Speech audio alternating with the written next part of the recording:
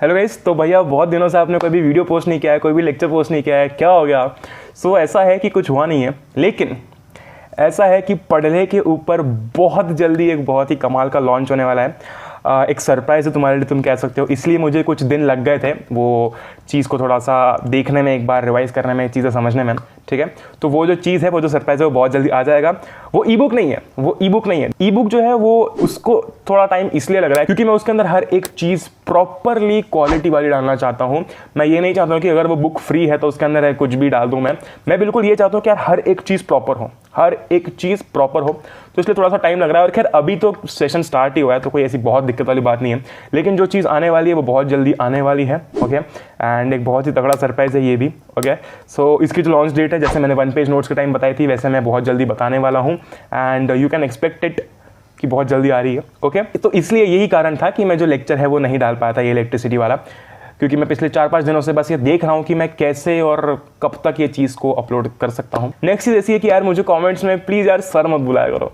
मतलब अथर सर, ये वीडियो कब आएगा अथर, मतलब मुझे अच्छा नहीं लगता, सीधी सी बात है ना। मैंने अभी तक ऐसा कोई बहुत महान काम नहीं किया है कि तुम मुझे सर बुलाओ, ठीक है। मेरा और पढ़ने का ऑफकोर्स जो कहना है, जो मानना है, ओके, और जो विजन है वो यही है कि यार एक सीनियर और एक जूनियर वाली वाइब क्रिएट हो। एक बड़े भाई और एक छोटे भाई के बीच का जो बॉन्ड होता है, कुछ वैसा टाइप का यहाँ पर क्रिएट हो। एक बड़े भाई और एक छोटी बहन का जो बॉन्ड होता है, कुछ वैसा यहाँ पर क्रिएट हो, ओके। क्योंकि यार सीधी सी बात है, एक फ्रेंड जब हमको समझाता है, जब हमको कोई बड़ा भाई समझाता है, हमारी बड़ी बहन समझाती है, तो हमको चीज़ें ज़्यादा अच्छे से समझ में आती है। तो जब वो ज़्यादा अच्छे से समझ में आ रहा है तो मैं एक ऐसा कंप्लीट इकोसिस्टम यहाँ पर क्रिएट करना चाहता हूँ। इसलिए यार तुम मुझे अथर भैया बुलाओ, अथर भाई बुलाओ, मुझे कोई भी प्रॉब्लम नहीं है। तीसरी चीज़ ऐसी है कि मुझे बहुत सारे कमेंट्स आए थे कि भैया लाइफ प्रोसेस का लेक्चर कब डाल रहे हो, लाइफ प्रोसेस का लेक्चर कब डाल रहे हो।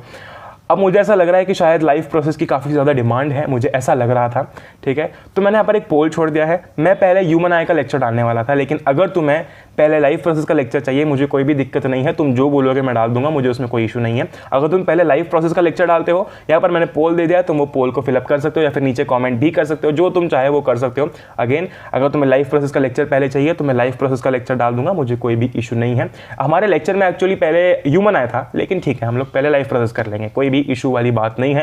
क्योंकि ऐसा है ना भाई, जिससे डर लग रहा है पहले उसको खत्म कर दो, निपटा दो उसको। तो लाइफ प्रोसेस अपन कर लेंगे। अगर तुम्हें चाहिए तो यहाँ पर मैंने पोल दे दिया है, तुम फिलअप कर सकते हो, नीचे कमेंट भी कर सकते हो, ओके। सरप्राइज आ रहा है, वेट करना, काफी कमाल की चीज है। बिना किसी देरी के स्टार्ट करते हैं।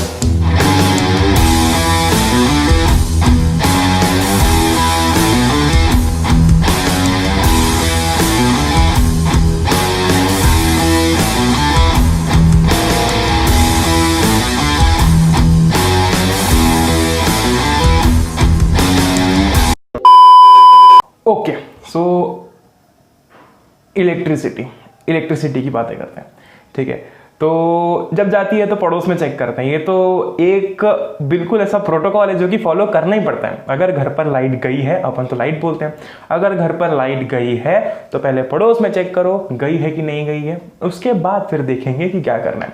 पिछली वीडियो में मैंने लगाया था बिजली विभाग को फ़ोन, लेकिन कुछ खास काम किया नहीं वो। मुझे वो खौफनाक चीज़ वापस से याद नहीं करनी। अभी अपन बात करते हैं, सबसे पहले मुझे समझाता हूँ कि इलेक्ट्रिसिटी क्या है। और इलेक्ट्रिसिटी समझने से पहले हमें समझना है कि बेसिकली चार्ज के अंदर हम कैसे खेलते हैं, ठीक है। तो अपन बात करते हैं चार्ज की, और यहाँ पर जो 3 प्रॉपर्टीज हैं जो कि बहुत इंपॉर्टेंट है और बहुत ही आसान है, मतलब बिल्कुल फालतू चीज़ है, लेकिन इतना बड़ा चढ़ा के बता देंगे कि पूछो मत।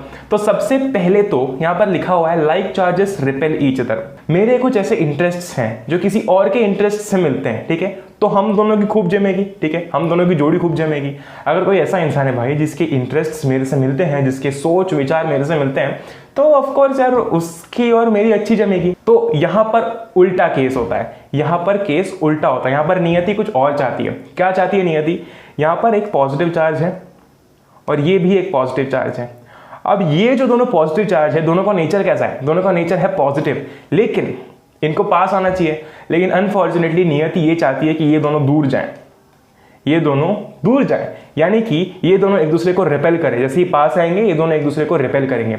जैसा होता है ना, जब हम लोग मैग्नेट पास में लाते हैं, तो अगर नॉर्थ पोल और नॉर्थ पोल पास में आ जाता है तो मैग्नेट जो है वो रिपेल करने लगता है एक दूसरे को। सेम केस यहीं पर भी है कि भाई जो पॉजिटिव चार्जेस हैं वो एक दूसरे को रिपेल करते हैं, एक दूसरे से दूर भागते हैं, ओके। तो ये दोनों एक दूसरे को रिपेल कर रहे हैं। सेम केस होगा भाई नेगेटिव और नेगेटिव के साथ में, क्योंकि नेगेटिव और नेगेटिव ये दोनों भी तो सेम चार्जेस हैं, राइट। ये भी नेगेटिव है, ये भी नेगेटिव है, तो ये भी एक दूसरे को रिपेल करेंगे, एक दूसरे से दूर भागेंगे। लेकिन यहाँ पर नियति जो है वो थोड़ी सी लीनियंट है। नियति हमसे बोलती है सेकेंड लॉ में कि भाई अनलाइक चार्जेस एक दूसरे को अट्रैक्ट कर सकते हैं, यानी कि ये है एक पॉजिटिव चार्ज, ये है एक नेगेटिव चार्ज। ये दोनों जब पास में आएंगे तो ये दोनों एक दूसरे को अट्रैक्ट करेंगे, ये एक दूसरे से दूर नहीं भागेंगे, ये दोनों एक दूसरे को अट्रैक्ट करेंगे। तो सिंपल चीज है बहुत ही कि जो पॉजिटिव चार्जेस हैं, अगर दो पॉजिटिव चार्जेस की अगर मैं बात करता हूं, ये दोनों लाइक चार्जेस हैं। लाइक का मतलब सेम, लाइक का मतलब क्या है? लाइक का मतलब सेम, ठीक है। तो यहाँ पर लाइक यानी कि जो सेम टाइप के चार्जेस हैं ये एक दूसरे को रिपेल करेंगे, जैसे कि पॉजिटिव और पॉजिटिव कर रहे हैं, नेगेटिव और नेगेटिव कर रहे हैं। लेकिन सेकंड लॉ क्या कहता है, सेकंड प्रॉपर्टी क्या कहती है कि भाई जो अनलाइक चार्जेस हैं, यानी कि जिनका नेचर अलग अलग है, ये पॉजिटिव है ये नेगेटिव है, वो एक दूसरे को अट्रैक्ट करेंगे, एक दूसरे को अट्रैक्ट करेंगे, ठीक है। नियति हमसे ये कहती है। अब अगर अपन बात करते हैं तीसरी चीज की, जो कि है चार्ज इज क्वांटाइज्ड। सुनने में बहुत खतरनाक लग रहा है। यहाँ पर एक फॉर्मूला आता है Q is equals to NE, ठीक है। ये कंप्लीट इस चीज को समझा देगा, ठीक है। और इतना दिमाग लगाने की जरूरत नहीं इसके अंदर, क्योंकि ये जो कहना चाहता है काफी आसान है, ठीक है। यार अपने को पता है, अपने को एक बेसिक सी चीज पता है कि अगर मैं इस माउस की बात करता हूँ, अगर मैं इस माउस की बात करता हूँ, तो ये जो मेरा माउस है इसके अंदर हजारों करोड़ों एटम्स हैं, हजारों करोड़ों एटम्स हैं। इसका ये मतलब है कि भाई इसके अंदर इलेक्ट्रॉन्स भी हजारों करोड़ों होंगे, बहुत बहुत सारे इलेक्ट्रॉन्स होंगे। मैं अपनी एक अजम्पशन के लिए मान लेता हूं कि इसके अंदर भाई 2 लाख इलेक्ट्रॉन्स हैं। कितने लाख इलेक्ट्रॉन्स हैं? 2 लाख इलेक्ट्रॉन्स हैं। मुझे नहीं पता कितने हैं, मैं गिन भी नहीं सकता, ठीक है। तो मैंने मान लिया कि इसके अंदर 2 लाख इलेक्ट्रॉन्स है, तो मैं लिख लेता हूं कि इसके अंदर जो है, इस माउस के अंदर 2 लाख इलेक्ट्रॉन्स है, ठीक है। इस माउस के अंदर है 2 लाख इलेक्ट्रॉन्स, ठीक है। अभी अपन माउस को भूल जाते हैं थोड़ी देर, अभी अपन थोड़ी सी लॉजिकल बात करते हैं। यार एक कमरा है, ठीक है। एक कमरे से मैं बाहर निकला और मुझे बाहर खड़े हुए एक आदमी ने पूछा कि ये इस कमरे के अंदर टोटल कितने स्मार्टफोन्स हैं, इस कमरे के अंदर टोटल कितने स्मार्टफोन्स हैं। मैं जब कमरे से बाहर निकला तो मैंने ये नोटिस किया था कि इस कमरे के अंदर 50 लोग हैं और हर एक इंसान के पास में एक एक स्मार्टफोन है। यानी कि अगर मैं टोटल करूंगा तो कितना आंसर आएगा? आंसर आएगा 50। अब मैं उस इंसान को ये थोड़ी ना बोलूंगा कि वहां पर 50 लोग हैं, हर एक के पास में एक एक स्मार्टफोन है, इसका मतलब ये है कि अंदर 50 स्मार्टफोन है। मैं उसको सीधे सीधा आंसर देके निकल लूंगा, क्योंकि हम दोनों के पास इतना टाइम नहीं है। तो मैं उसको बोलूंगा कि भाई रूम में 50 स्मार्टफोन्स थे, ठीक है। उस रूम के अंदर, उस हॉल के अंदर 50 स्मार्टफोन्स हैं। अब इसको अपन बड़ी ही आसानी से इस फॉर्मूला से कैसे रिलेट कर सकते हैं देखते हैं। अभी अपना फॉर्मूला था ये Q is equals to N into E, ठीक है। अब अपन बात करते हैं वो रूम की। तो मैंने क्या बोला? मैंने ये बोला कि भाई रूम के अंदर थे 50 लोग, हर एक इंसान के पास में था एक स्मार्टफोन इंटू 1, तो टोटल कितने स्मार्टफोन्स हो गए? टोटल हुए 50 स्मार्टफोन्स। ये मैंने यहां पर लिख दिया 50 फोन्स, ओके। अब बात करते हैं हम इस E की कि ये E क्या कहना चाहता है हमसे। ये E हमसे ये कहता है, इस E का ये मतलब है, ये E ये दर्शाता है, ये बताता है कि एक इलेक्ट्रॉन के ऊपर, एक सिंगल इलेक्ट्रॉन के ऊपर कितना चार्ज होता है। सब इलेक्ट्रॉन्स को मिलाकर नहीं, एक सिंगल इलेक्ट्रॉन पर कितना चार्ज होता है। जैसे कि इसके अंदर 2 लाख इलेक्ट्रॉन्स, राइट। तो हर एक इलेक्ट्रॉन के ऊपर, हर एक इलेक्ट्रॉन के ऊपर कितना चार्ज होता है। तो इसका ये कहना होता है कि हर एक इलेक्ट्रॉन के ऊपर 1.6 इंटू 10⁻⁻19 कूलम जितना चार्ज होता है। मैं सिर्फ एक इलेक्ट्रॉन की बात कर रहा हूं, सबकी नहीं, सिर्फ एक इलेक्ट्रॉन के ऊपर इतना चार्ज होता है, जो कि है 1.6 इंटू 10⁻⁻19 कूलम, ओके। अब जरा इसको मैं साइड में लिख देता हूं और इसको रिलेट करते हैं अपन स्मार्टफोन वाले एग्जांपल से। ये 1.6 into 10⁻⁻19 coulomb, this is the charge on 1 electron, charge on 1 electron. और हम लोग इलेक्ट्रॉन को ऐसे डिनोट कर सकते हैं, E के ऊपर नेगेटिव साइन अगर लगा दिया तो इसको अपन इलेक्ट्रॉन बोल सकते हैं, ठीक है। अब क्या हुआ? अब मैं बात करता हूं अपने इस माउस की, ये माउस की बात करता हूं, ठीक है। मैं इसको लिख देता हूं NE is equals to Q। कोई दिक्कत है? अगर मैंने इसको उल्टा भी कर दिया तो भी कोई दिक्कत नहीं है। तो मैं यहां पर इसको NE is equals to Q कर देता हूं, NE is equals to Q, ठीक है। अब N का मतलब क्या है? N का मतलब नंबर, कितना है भाई, कितने कितने की बात मैं कर रहा था। तो मैंने बोला कि मैं एक अजम्पशन मान रहा हूं कि इसके अंदर 2 लाख इलेक्ट्रॉन्स हैं, तो मैं यहां पर N की जगह पर लिख दूंगा 2 लाख इलेक्ट्रॉन्स, राइट। 2 लाख में लिख दूंगा। सेम वही केस था, मैंने उसके जस्ट नीचे लिखा हुआ है इसलिए, सेम वही केस था जब मुझसे पूछा गया था कि रूम के अंदर कितने स्मार्टफोन है। मैंने दिमाग लगाया, रूम के अंदर थे 50 लोग, ठीक है। रूम के अंदर थे 50 लोग। उसी तरीके से इस माउस के अंदर कितने इलेक्ट्रॉन्स हैं? 2 लाख इलेक्ट्रॉन्स हैं, ठीक है। हर एक के पास कितने स्मार्टफोन्स थे? हर एक के पास था एक स्मार्टफोन। उसी तरीके से इनमें से हर एक इलेक्ट्रॉन के पास में कितना चार्ज है? इंटू 1.6 इंटू 10⁻⁻19 कूलम, इतना चार्ज है हर एक इलेक्ट्रॉन के ऊपर। टोटल नंबर ऑफ इलेक्ट्रॉन्स कितने हैं? 2 लाख। ये मल्टीप्लाई करने के बाद में, इसका आंसर निकालने के बाद में हमको पता चल जाएगा कि इस माउस के ऊपर कितना चार्ज है, ठीक है। सेम केस हुआ, अंदर लोग थे 50, इलेक्ट्रॉन्स थे 2 लाख, हर एक के पास था एक स्मार्टफोन, हर एक इलेक्ट्रॉन के पास था इतना चार्ज। आंसर आया मेरा यहाँ पर 50। यहाँ पर जब मैं इसका आंसर निकालूंगा तो कुछ और आंसर आएगा। बहुत आसान चीज है ये। यही हमसे ये फॉर्मूला कहता है, that is Q is equals to NE, ठीक है। अब ना इसके बाद अपनी बात आती है इलेक्ट्रिक करंट की, और ये इलेक्ट्रिक करंट ना that is one of the most important topics जिसके लिए ये अपन पढ़ रहे हैं ना, ये वही है electric current and circuit. Circuit की थोड़ी सी आगे बात करूंगा मैं, बट अपन पहले इलेक्ट्रिक करंट की बात करते हैं। अब ये एक, इसके अंदर एक बहुत इंपॉर्टेंट चीज ऐसी है कि ये है अपना कंडक्टर, ठीक है। ये अपना कंडक्टर, ये अपना कंडक्टर है, ठीक है। मान लिया अपना कंडक्टर है, ठीक है। कंडक्टर के अंदर इलेक्ट्रॉन्स फ्लो करते हैं, प्रोटॉन्स फ्लो नहीं करते हैं। प्रोटॉन्स ना आलसी हैं, जो प्रोटॉन्स होते हैं अपने वो आलसी हैं, ठीक है।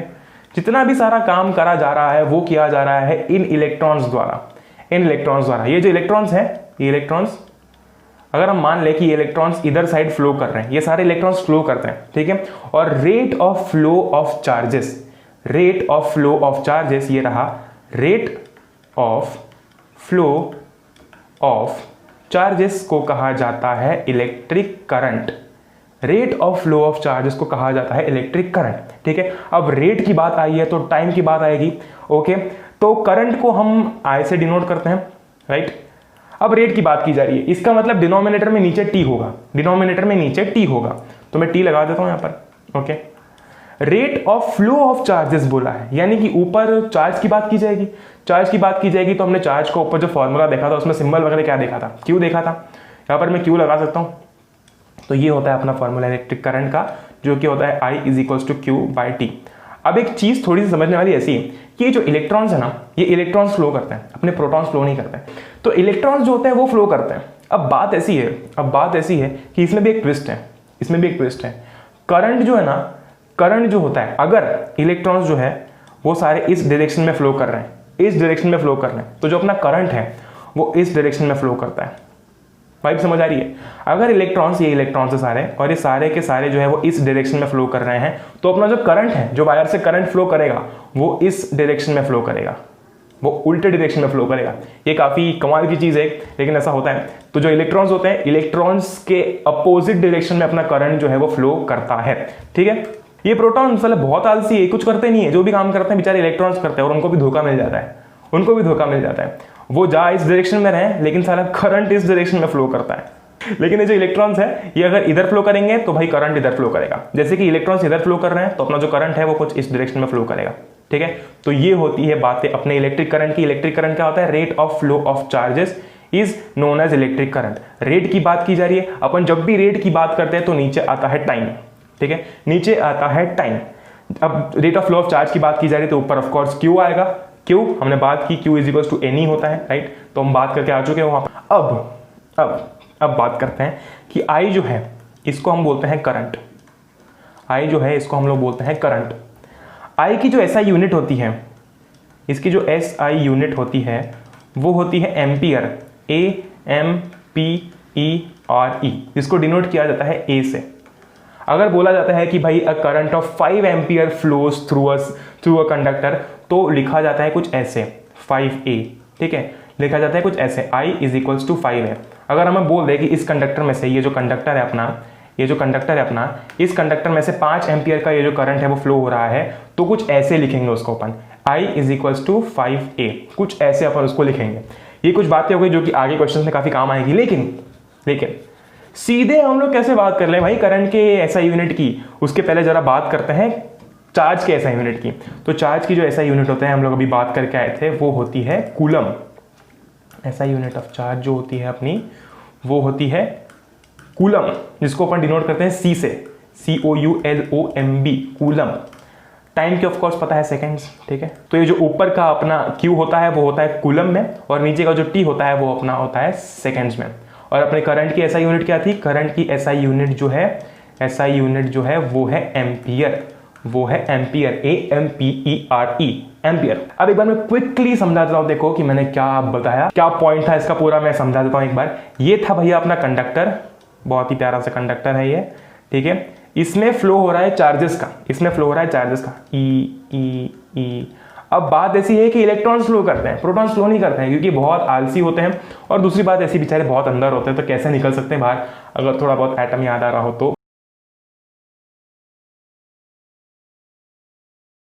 अब मैं ये याद करने के लिए बोल रहा हूं कि प्रोटॉन्स आलसी होते हैं, नहीं तो एग्जाम में लिख के आ जाएंगे बढ़िया से, प्रोटॉन्स आलसी होते हैं, तो इसलिए ये जो प्रोटॉन्स हैं वो फ्लो नहीं करते हैं, ऐसा नहीं है, ठीक है। लेकिन यहाँ पर समझने के लिए हम बात कर रहे हैं कि जो प्रोटॉन्स है वो फ्लो नहीं करते हैं, हम यहाँ पर इलेक्ट्रॉन्स की बात करते हैं। अभी इलेक्ट्रॉन्स इस डायरेक्शन में फ्लो कर रहे हैं, इनको मिल गया धोखा, इनको ये धोखा मिला कि जो करंट है वो अपोजिट डायरेक्शन में फ्लो करता है, जिसको हम लोग डिनोट करते हैं आई से।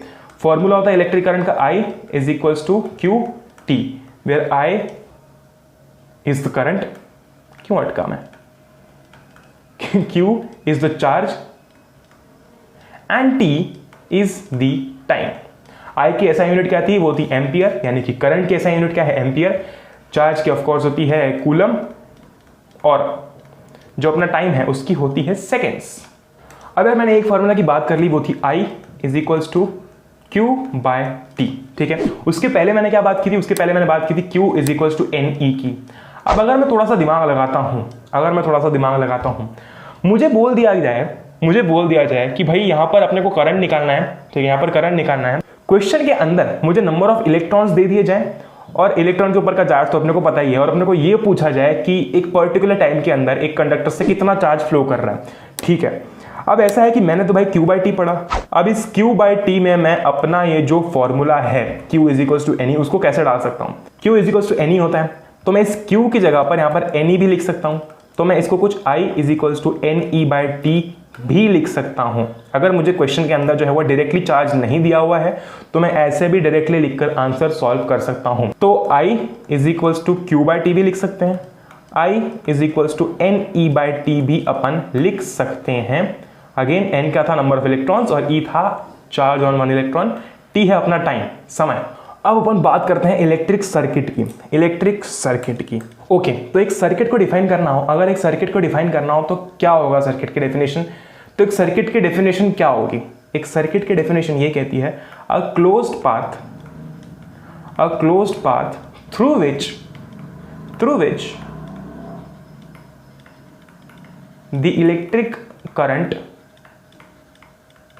The electric current flows. Okay, अब बात करते हैं यहाँ पर ये कहना क्या चाह रहा है। यार ये एक सर्किट है, इस सर्किट के पहले कंपोनेंट्स की बात करते हैं। यहाँ पर एक बल्ब लगा हुआ है, तो अपने घर पर जो ऊपर बल्ब लगा हुआ है ये वो है, ठीक है। अब खैर ये अपना घर का सर्किट नहीं है, ये एक सर्किट जो हमने बनाया है, ये सर्किट हमने बनाया है, ये एक एम मीटर है, AMMETER, ये एक एम मीटर है। ये एक की है जिसको हम लोग इससे रिप्रेजेंट करते हैं, और यहाँ पर मैं K लिख देता हूँ, ठीक है। और ये एक बैटरी है जिसका ये पॉजिटिव टर्मिनल है, ये नेगेटिव टर्मिनल है, ठीक है। ये एक बैटरी है। अब क्या हुआ? अब यहां से जो अपना करंट जो है वो फ्लो हो रहा है, ठीक है, अपना करंट जो है वो फ्लो हो रहा है। अब ऐसा है भाई कि इस एमीटर का यूज क्या है? इसका यूज क्या है? तो एमीटर जो होता है it is use to measure current that is flowing through the circuit. It is use to measure the current that is flowing through the circuit. इसमें कोई दिमाग लगाने वाली बात नहीं है, ये बस एक ऐसा डिवाइस होता है जो कि हमको बताता है कि भाई इस सर्किट में से, इस कंप्लीट ये पूरा सर्किट है, इस सर्किट में से कितना करंट फ्लो हो रहा है, ठीक है। अब ये जो की है, ये की का बड़ा महत्व है, अगर मैं इस की को, ये की मतलब ऐसी है, अगर मैं यहाँ से की हटा देता हूँ, और चीज़ें समझने के लिए मैं यहाँ पर एक स्विच लगा देता हूँ, ठीक है, मैं यहाँ पर एक स्विच लगा देता हूँ। ये है एक स्विच, ये एक स्विच है। अब ये स्विच जो है वो ओपन है, ये स्विच जो है वो खुला हुआ है, साफ साफ दिख रहा है, यहाँ पर जगह बची हुई है, यानी कि ये जो स्विच है वो अपने घर का स्विच है। जब अपन स्विच को ऑन करते हैं तभी लाइट क्यों जलती है, उसका कारण यही है। अब अगर मैं बात करता हूं एक ब्रिज की, ये है एक ब्रिज, ठीक है, ये ब्रिज बीच में से टूटा हुआ है और यहां पर आगे वापस से जुड़ा हुआ है, तो क्या यहां से कोई भी कार जा सकती है? क्या यहां से कोई भी कार जा सकती है? आंसर इज नो, बिल्कुल नहीं जा सकती। कैसे जाएगी? गिर जाएगी ना भाई यहां पर। उसी तरीके से जब यहां से करंट फ्लो होगा, होते हुए आ रहा है, यहां से आ रहा है, यहां से आ रहा है, यहां से आ रहा है, इसके बाद क्या, हवा में तो जाएगा नहीं करंट, उसको एक पाथवे तो चाहिए जिससे कि वो जा सके। इसलिए यहां पर बोला गया था an electric circuit is closed path, is closed path. ये अभी ओपन है, ये अभी ओपन है, दिख रहा है ना यहां पर एक साफ साफ ये ओपन है। जब मैं इसको बंद कर दूंगा, जब मैं इसको बंद कर दूंगा तो ये कुछ ऐसा हो जाएगा, ये कुछ ऐसा हो जाएगा, राइट। वो जो अपना यहाँ पर स्विच था वो बंद हो गया, वो बंद हो गया तो इसको जगह मिल गई जाने की, अब आगे निकल जाएगा, अब आगे निकल जाएगा। वही सेम बात है जो धमाल मूवी पीछा नहीं छोड़ रही है, ठीक है। धमाल मूवी में क्या था, धमाल मूवी में उसने क्या किया था कि भाई जो ब्रिज था वो बीच में से टूटा हुआ था, वो बीच में से टूटा हुआ था, तो वो खैर वो कार उड़ा कर लेकर आए थे 100 किलोमीटर की स्पीड से, कुछ रॉकेट साइंस लगाकर। लेकिन यहाँ पर वैसा नहीं होता ना, ये जो करंट है भाई ये तभी फ्लो करेगा जब ये स्विच बंद होगा। इसलिए जब हम लोग बंद करते हैं अपने स्विच को तो अपनी लाइट नहीं जलती है, क्योंकि उस केस में जो सर्किट है वो ब्रेक हो जाता है, वो टूट जाता है। ऐसा नहीं कि मतलब एक्चुअल में टूट जाता है, लेकिन वो जो पाथवे है वो ब्रेक हो जाता है। अगर मैं इस ब्रिज को जोड़ूंगा तभी कार यहां से जा पाएगी, अगर मैं इस ब्रिज को बीच में से तोड़ दूंगा तो कार यहां से नहीं जा सकती। उसी तरीके से सेम टू सेम मैं इसको यहाँ पर इस वाले पोर्शन को यहाँ पर मैग्नीफाई करके बना रहा हूँ, यहाँ पर मैग्नीफाई करके बनाता हूँ। ये स्विच जो था ये ओपन था, ठीक है। जब ये ओपन है तो करंट यहाँ से आया, इसके बाद कहाँ जाएगा, हवा में। यहाँ पर कैसे जाएगा, आगे बढ़ेगा कैसे? तो यहाँ पर जो अपना सर्किट है वो ब्रोकन सर्किट है, यानी कि यहाँ से जो अपना करंट है वो पास नहीं कर सकता, तो अपनी लाइट नहीं जलेगी। तो जब स्विच ऑफ होता है तो ये कंडीशन होती है, ये वाली कंडीशन होती है, तब सर्किट जो है वो ब्रेक हो जाता है। लेकिन जैसे हम लोग स्विच ऑन करते हैं तो क्या होता है कि जो सर्किट है वो कंप्लीट हो जाता है। वो जो ऐसा जो दिख रहा है ना वो ऐसा हो जाता है, वो स्विच जो है वो ऑन हो जाता है। तो जैसे ही स्विच ऑन होता है वैसे ये सर्किट जो है वो क्लोज हो जाता है, बंद हो जाता है। इसलिए जो करंट है वो फ्लो कर सकता है और इसलिए अपने घर की लाइट जलती है। तो ये सब हमको ये बता रहा है कि जिस टाइम अगर ये जो अपना सर्किट है ये कुछ ऐसा हुआ, ये कुछ ऐसा हुआ, तो ये जो बल्ब है वो ग्लो नहीं करेगा, तो ये जो बल्ब है वो ग्लो नहीं करेगा। और हमको पता है भाई अगर अपने घर का स्विच ऑफ होता है तो जलती है क्या लाइट? नहीं जलती है। लेकिन जैसे ही मैं इसको बंद कर दूंगा, जैसे ही मैं इसको बंद कर दूंगा तो क्या होगा कि ये जो बल्ब है वो जलने लग जाएगा, ये जो बल्ब है वो ग्लो होने लग जाएगा। इसका कारण ये है कि अपना जो सर्किट है, अगेन मैं स्ट्रेस करके वही चीज बता रहा हूं कि जो अपना सर्किट है वो अब क्लोज हो चुका है, तो अब करंट फ्लो कर सकता है। अब जो अपना सर्किट होता है, हमने देखा कि भाई इसको बल्ब बुलाते हैं, ये हमने बल्ब बनाया था, ठीक है। उसके बाद में ये बैटरी थी, ये बैटरी थी, राइट, ये बैटरी थी। तो ऐसे कुछ और कंपोनेंट्स होते हैं जिसके कुछ सिंबल्स होते हैं। अब सबसे पहले अगर मैं बात करता हूँ इलेक्ट्रिक सेल की, जो सेल हमारे घर पे होता है, जो सेल होता है ना अपने घर पे सिलेंड्रिकल वाला, तो बेसिकली सेल का जो अपना सिंबल होता है वो कैसा होता है, वो कुछ ऐसा होता है। जो उसका हम जो सिंबल बनाते हैं वो कैसा बनाते हैं, वो कुछ ऐसा बनाते हैं, एक साइड बड़ी एक साइड छोटी, पॉजिटिव साइड। अब याद कैसे रखना है इसको, ज्यादा दिमाग अगर नहीं लगाना है तो बड़ी वाली साइड जो है वो पॉजिटिव, छोटी वाली साइड नेगेटिव। अब सेल तो भाई छोटी चीज हो गई। अब अगर मैं बैटरी की बात करूंगा तो बैटरी एक बड़ी चीज होती है। बैटरी में कैसे बनाएंगे, तो सिंपल सा लॉजिक है, बस इसने ये एक था कंप्लीट सिस्टम, इसको मैंने दो कर दिया, एक और ये दो, राइट। तो यही जो सेम चीज है यहाँ पर दो बार रिपीट हो रही है, ये एक हो गया और एक ये हो गया, राइट। तो यही सेम चीज यहाँ पर दो बार रिपीट हो रही है। खैर ये सिंबल है तो इसको ध्यान में रखना ही है, ओके। अब अगर मैं इसको थोड़ा ध्यान से बनाता हूं तो ये कुछ ऐसा बनेगा, ये अपनी बैटरी है, ये है पॉजिटिव साइड और ये है नेगेटिव साइड, ओके। तीसरी चीज है अपना वोल्ट मीटर। वोल्ट मीटर कैसे बनाएंगे, अगेन वोल्ट मीटर में भी कोई दिमाग लगाने की जरूरत नहीं है। ये रहा V, ठीक है, यहाँ पर ऑफ कोर्स कनेक्टेड है, एक साइड है पॉजिटिव एक साइड है नेगेटिव। चौथा एमीटर। अगर मैं एमीटर की बात करूंगा तो एमीटर हमने अभी बात की, वो कुछ ऐसा हो जाएगा। अगेन A बनाऊंगा मैं यहाँ पर, एक साइड पॉजिटिव एक साइड नेगेटिव, कोई चिंता वाली बात नहीं है। फिफ्थ चीज बल्ब की बात की थी, तो बल्ब भी कुछ ऐसे ही होता है। ये मैंने बल्ब बनाया था कुछ ऐसा, ये रहा बल्ब मेरा, ये रहा मेरा बल्ब। नेक्स्ट अगर मैं बात करता हूं की, तो हमने बात की थी वहां पर स्विच की, ये था स्विच, तो वहां पर अपन ने स्विच की बात की थी। उसी तरीके से जब हम लोग सर्किट बनाते हैं, जब हम लोग बेसिकली एक्सपेरिमेंट करते समय सर्किट बनाते हैं, तो अपन की का इस्तेमाल करते हैं। और वो जो की होती है ना, वो ऐसी की होती है जिसको अगर हम लोग लगाते हैं तो सर्किट जो है वो क्लोज हो जाता है, और अगर उसको निकाल देंगे तो सर्किट ओपन हो जाएगा, फिर उसके बाद से करंट फ्लो नहीं करेगा। तो उसको रिप्रेजेंट कुछ ऐसे किया जाता है। ये रही की, ये है अपनी क्लोज्ड की, ये है अपनी क्लोज्ड की, ठीक है। इसको ऐसे रिप्रेजेंट किया जाता है, यहाँ पर बीच में डॉट लगा दिया जाता है। अगर मैं ओपन की बात करूंगा तो क्या होगा, जब की लगी नहीं हुई है तो दिखाएंगे क्या बीच में, कुछ नहीं दिखाएंगे, तो ये ओपन की है, बस ब्रैकेट बना देंगे, दैट्स इट। नेक्स्ट है जॉइंट वायर। जॉइंट वायर, तो जॉइंट वायर कैसे बनाएंगे, ये रहा एक वायर, ये रहा दूसरा वायर, यहाँ पर जॉइंट है तो ये जॉइंट वायर है, बस इतना ही कहना चाहता है। ये जो वायर है वो क्रॉस कर रही है, वो कुछ ऐसी क्रॉस कर रही है, ये आगे निकल जाएगी और ये ऐसे नीचे जा रही है, ये कुछ ऐसी जा रही है आगे, ठीक है।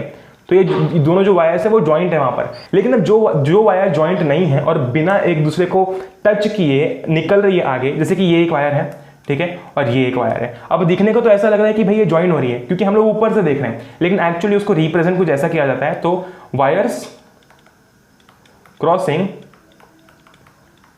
विदाउट ज्वाइनिंग कुछ ऐसा होगा। तो ये रही एक वायर, ठीक है। अब भाई जो दूसरी वायर है वो कुछ ऐसी जा रही है, तो हम उसको ऐसे रिप्रेजेंट करते हैं कि ये दोनों टच नहीं कर रहे हैं एक दूसरे को, इसलिए जो ऊपर ऐसा जो एक कर्व टाइप है ना, वो यही रिप्रेजेंट कर रहा है कि भाई ये एक दूसरे को टच नहीं कर रहे हैं, ये जो है एक दूसरे को टच कर नहीं जा रहे हैं, ये बिना टच किए, बिना एक दूसरे को ज्वाइन हुए क्रॉस हो रहे हैं एक दूसरे से। नेक्स्ट चीज है रेजिस्टर। ये रहा रेजिस्टर, इसको कैसे रिप्रेजेंट करते हैं, दिल की जो हार्ट बीट्स होती हैं कुछ ऐसे रिप्रेजेंट करेंगे हम इसको। खैर वो ऊपर नीचे होती है, हम इसको कुछ ऐसे रिप्रेजेंट करते हैं। ये होता है अपना रेजिस्टर जो कि आगे आएगा। वेरिएबल रेजिस्टेंस, वेरिएबल रेजिस्टेंस क्या होता है, वेरिएबल रेजिस्टेंस को कैसे रिप्रेजेंट करते हैं, वेरिएबल रेजिस्टेंस, ये एक हो गया, ये वेरिएबल रेजिस्टेंस, इसको कैसे रिप्रेजेंट करेंगे, सेम ही करेंगे, हम लोग यहाँ पर रेजिस्टर वाला सिंबल बना देंगे।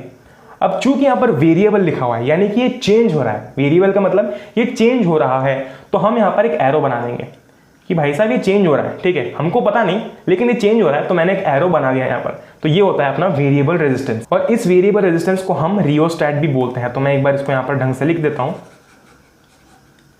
ये था अपना वेरिएबल रेजिस्टेंस, जिसको कुछ ऐसा बनाया था, या फिर इसको ऐसा भी बना सकते हैं,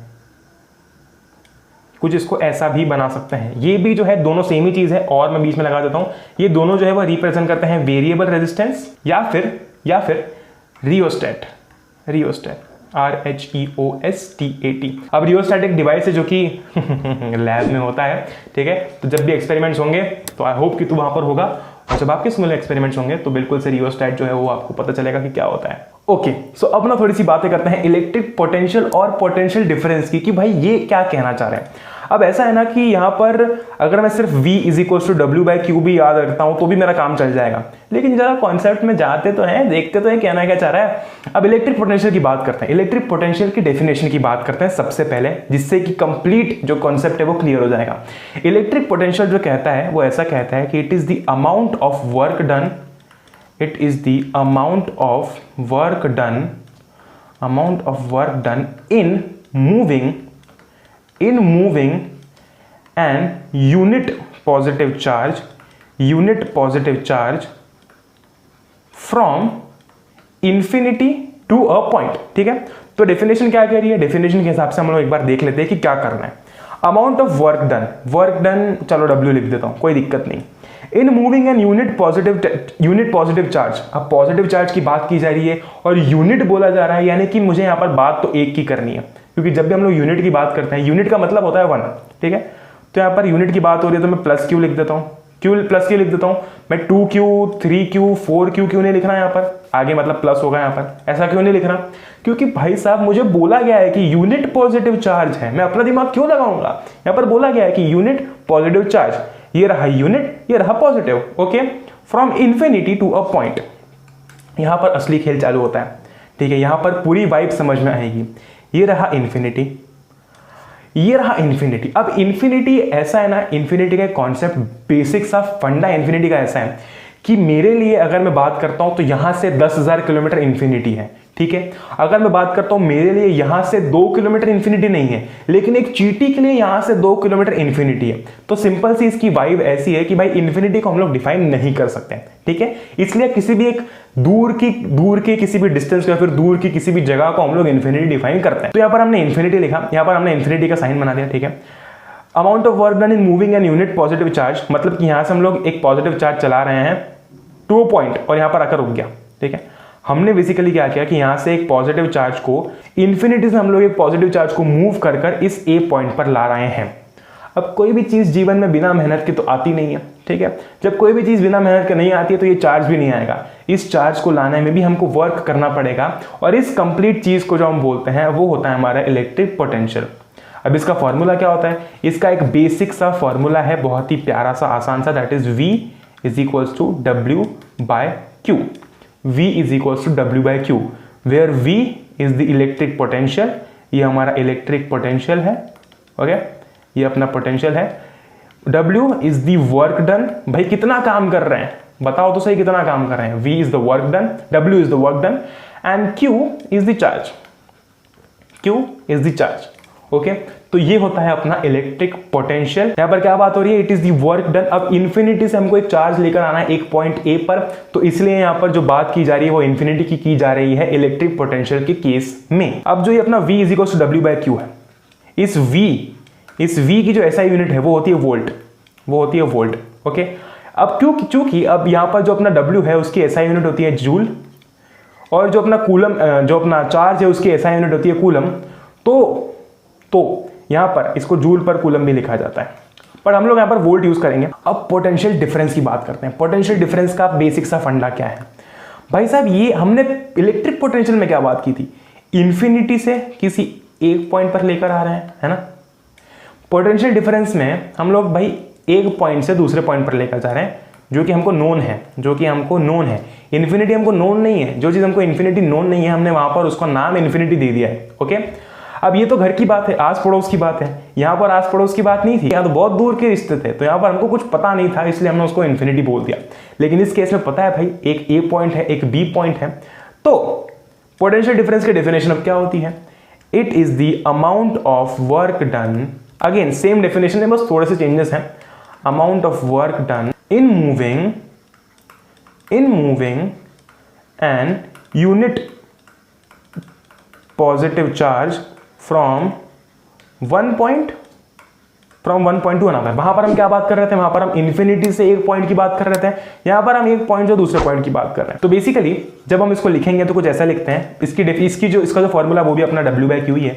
इसको जब लिखते हैं तो कुछ ऐसा लिखते हैं, VA minus VB is equals to W by Q। अभी VA और VB का फंडा क्या है भाई? इस पॉइंट का एक पोटेंशियल है, इस पॉइंट का भी पोटेंशियल है, ठीक है। तो इसलिए यहां पर VA माइनस VB लिखा जाता है ताकि हमको आंसर जो है वो फाइनल एक्चुअल आंसर मिल पाए, कि जब ये काट पीट के जो हमारा आंसर आएगा वो होगा ये W बाय Q के बराबर।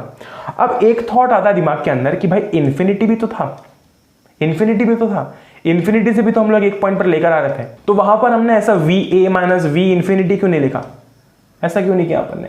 ऐसा इसलिए नहीं किया क्योंकि हमको इन्फिनिटी के बारे में कुछ पता ही नहीं है। And potential at infinity is taken zero, it is taken zero.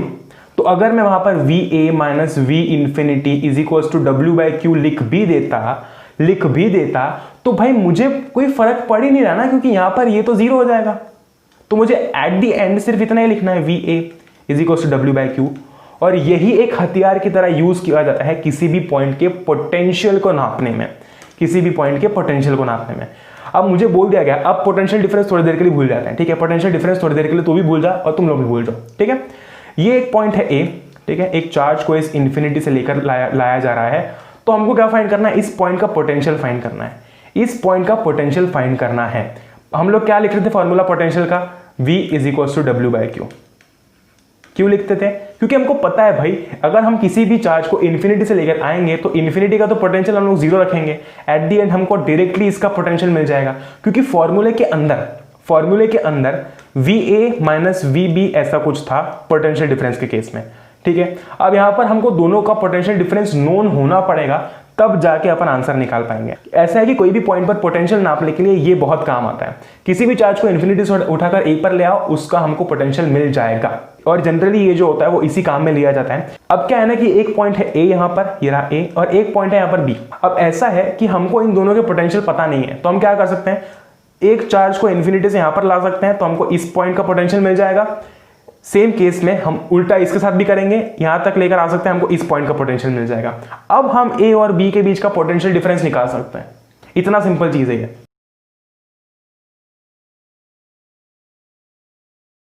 अगर मैं इसको और डिटेल में समझाने जाऊंगा तो ये बहुत ज़्यादा लंबा हो जाएगा, जिसकी बिल्कुल ज़रूरत नहीं है।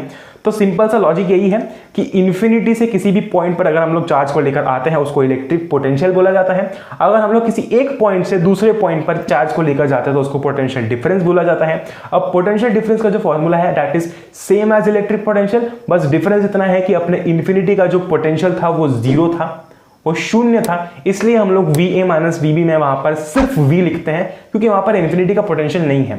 बाकी केसेस में यहां पर हम लोग VA माइनस VB लिखते हैं, लेकिन जब भी हम क्वेश्चन सॉल्व करेंगे हमको ये भी नहीं लिखना पड़ेगा। क्यों नहीं लिखना पड़ेगा? क्योंकि हमको डायरेक्टली पोटेंशियल डिफरेंस दे दिया जाता है जनरली क्वेश्चंस के अंदर। इसका अगर मैं जरा समझाऊं कि अगर मैं समझाऊं कि क्या कहना चाह रहा हूं मैं, तो 7 - 5 = 2। ठीक है, मुझे बोल दिया जाए, मुझे दो तरीके से चीजें बताई जा सकती है। मुझे बताया जा सकता है कि एक नंबर है 7, एक नंबर है 5, दोनों का डिफरेंस फाइंड आउट करो, या फिर मुझे सीधे सीधे ये बोला जा सकता है कि दो नंबर्स का जो डिफरेंस है वो है 2। अब मुझे यहां पर अगर सीधा बता दिया जाए कि दो नंबर्स का डिफरेंस है 2, तो मैं ये नहीं ढूंढने जाऊंगा कि वो दो नंबर्स कौन से हैं, मुझे उनसे मतलब नहीं है। मुझे इतना पता चल गया कि दो नंबर्स हैं, उनका डिफरेंस है 2, दैट इज इट। मुझे चाहिए वही था सिर्फ। उसी तरीके से यहां पर हमको पोटेंशियल डिफरेंस में एट द एंड हमको चाहिए तो वो एंड वैल्यू, अगर VA माइनस VB में मान लेता हूं कि 50 वोल्ट है, ठीक है, 50 वोल्ट है, तो ये अपना पोटेंशियल डिफरेंस है। अब मुझे ये मतलब नहीं है कि VA कितना था, VB कितना था, मेरा मतलब का काम पूरा हो चुका है। मुझे बस इतना चाहिए था कि पोटेंशियल डिफरेंस कितना है। ये दोनों को जब हमने सब्ट्रैक्ट किया और जो हमारा आंसर आया तो वो आंसर कितना है, और वो आंसर क्या है, वो आंसर अपना पोटेंशियल डिफरेंस है। तो एट द एंड हमको क्वेश्चन के अंदर इंडिविजुअल पोटेंशियल नहीं दिया जाएगा कि बोल दिया जाए कि ये है VA, ठीक है, ये है VB, अब पोटेंशियल डिफरेंस निकालो, तो ऐसा नहीं होगा। तो अपने को ना सीधे सीधे पोटेंशियल डिफरेंस दे दिया जाता है।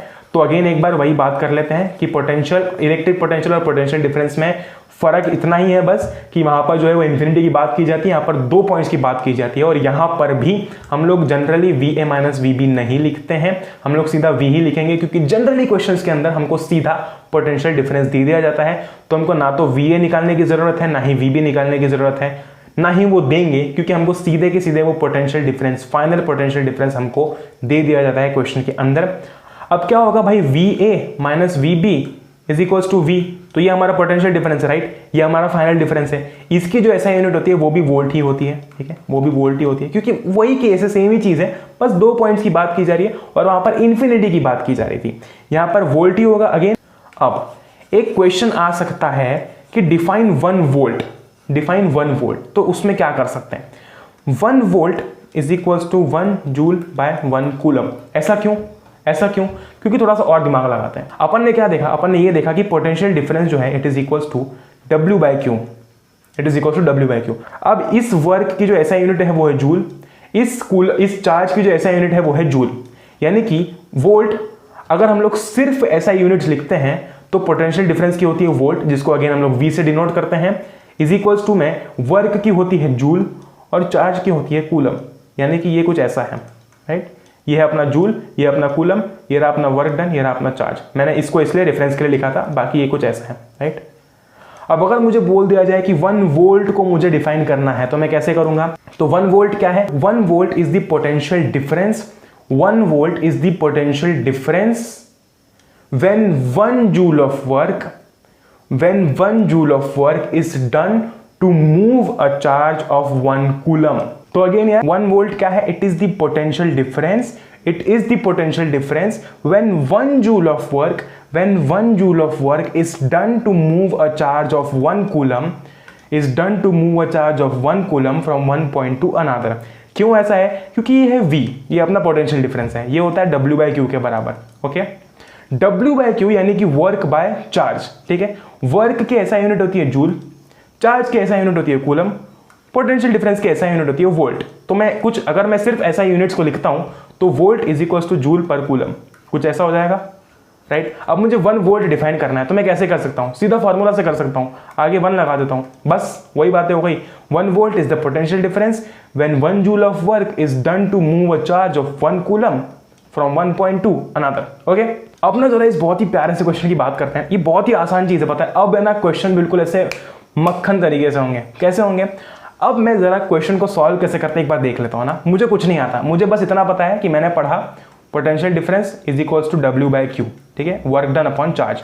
मैंने सिर्फ इतना पढ़ा, मुझे इतना पता है। ओके, अब देखते हैं क्वेश्चन में हमको करना क्या है और दिया क्या हुआ है। How much work is done, वाह वाह वाह, पहले ही मांग लिया, तो कुछ देने से पहले ही सर जी ने मांग लिया how much work is done. कोई बात नहीं, मैं लिख देता हूं यहाँ पर कि हमको क्या निकालना है, ठीक है।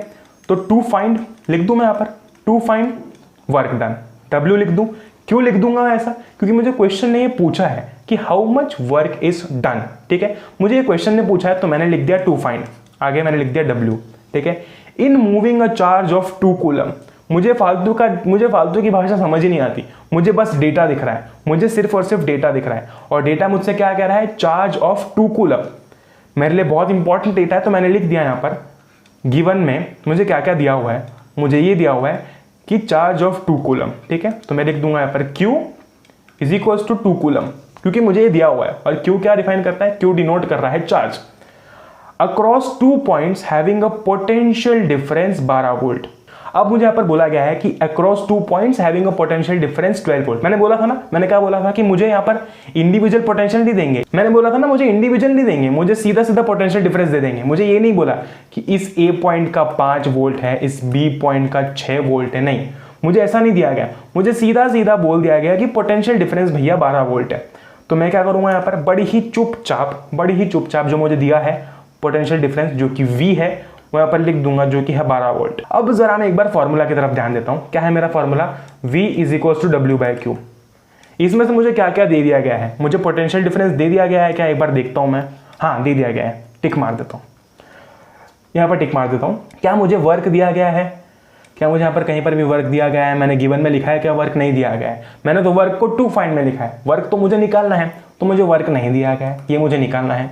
क्या मुझे चार्ज दिया गया है, एक बार देखता हूँ मैं, चार्ज दिया गया है क्या, हाँ, given Q is equals to 2 coulomb दिया गया है। ओके, अब जरा मैं इनकी जो वैल्यूज है वो सेम टू सेम फॉर्मूला के अकॉर्डिंग लिख देता हूँ। मुझे पोटेंशियल डिफरेंस कितना दिया गया था, 12, मैंने 12 लिख दिया। मुझे वर्क दिया गया था क्या, नहीं दिया गया था, मैंने सिर्फ, मुझे वर्क निकालना है तो मैं कुछ छेड़खानी नहीं करूंगा, यहाँ पर सीधा W लिख दूंगा उठा के यहाँ से। ओके, क्या मुझे चार्ज दिया गया है, देखता हूँ, दिया गया है, कितना दिया गया है, 2 कूलम, लिख दूँ यहाँ पर 2। ओके, ये रहा चार्ज, सेम टू सेम लिख दिया मैंने, फॉर्मूला के अकॉर्डिंग वैल्यूज पुट कर दी। अब मुझे वर्क निकालना है। अब एक बेसिक सा फंडा ये है सारे फिजिक्स के न्यूमेरिकल्स का कि यहाँ पर जो फॉर्मूलाज होते हैं वो कुछ ऐसे होते हैं, A is equals to B/C, ठीक है। यहाँ पर पता है क्या गणित चलेगा, क्या खेल चलेगा, A दे दिया गया है, B दे दिया गया है, C निकालना है, ठीक है। उसी तरीके से B दे दिया गया है, C दे दिया गया है, A निकालना है। ऐसे कुछ खेल चलेंगे यहाँ पर, बस इतना आसान नहीं है। यहाँ पर इस केस में क्या हो रहा है, इस केस में क्या हो रहा है भाई, मुझे यहाँ पर पोटेंशियल डिफरेंस दे दिया गया है, मुझे चार्ज दे दिया गया है, मुझे वर्क निकालना है, हर बार मुझे पोटेंशियल डिफरेंस निकालने के लिए नहीं देंगे, मुझे कुछ भी निकालने के लिए दे सकते हैं, मुझे यहाँ पर वर्क निकालना है। तो एक बार लिख लेता हूँ मैं 12 is equals to W/2, 12 is equals to W/2। तो क्या कर सकता हूँ यहाँ पर W निकालने के लिए, इस 2 को यहाँ पर ले जाता हूँ, तो ये हो जाएगा 12 into 2 which is equals to 24। तो मेरा वर्क कितना आ गया, 24, नहीं, वर्क मेरा 24 नहीं है, वर्क मेरा 24 जूल है। और ये जूल लिखना काफ़ी इंपॉर्टेंट है। कैसे पता चलेगा, 24 किलो है, 24 ग्राम है, 24 किलोमीटर है, क्या है, 24 जूल है। ऐसा यूनिट को नहीं भूलना है हमको। अगर आंसर अपना 24 आ रहा है तो 24 लिख के नहीं छोड़ना है, सॉल्व करते समय भी 24 लिख के मत छोड़ना। ऐसा मत करना कि रफ कॉपी में सॉल्व कर रहे हैं, अरे कोई बात नहीं, वर्क आया 24, चलो अगले क्वेश्चन पे पढ़ते हैं। नहीं, जब भी सॉल्व करोगे ना तो आगे जूल लगाना, क्योंकि ये इंपॉर्टेंट है। ओके, ये बात समझ आ रही है, ठीक है, वाइब समझ आ रही है।